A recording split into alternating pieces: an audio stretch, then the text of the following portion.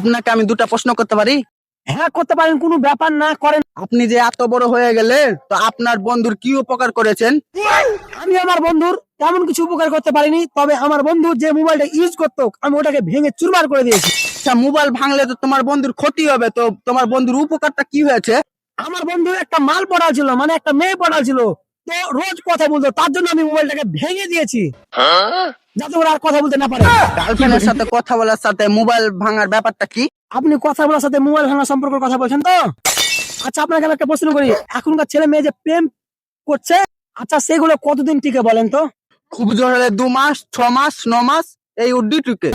আমি জানতাম যে 2 মাস 6 মাস পর আমার বন্ধুর ব্রেকআপ হয়ে যাবে, এই জন্য আমি আমার বন্ধুর মোবাইলটা ভেঙে চুরমার করে দিয়েছি যাতে ওরা আর এই ব্রেকআপটা না হয়।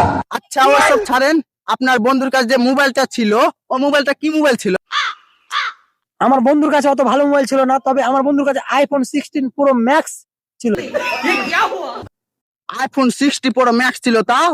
হ্যাঁ no, no, no, no.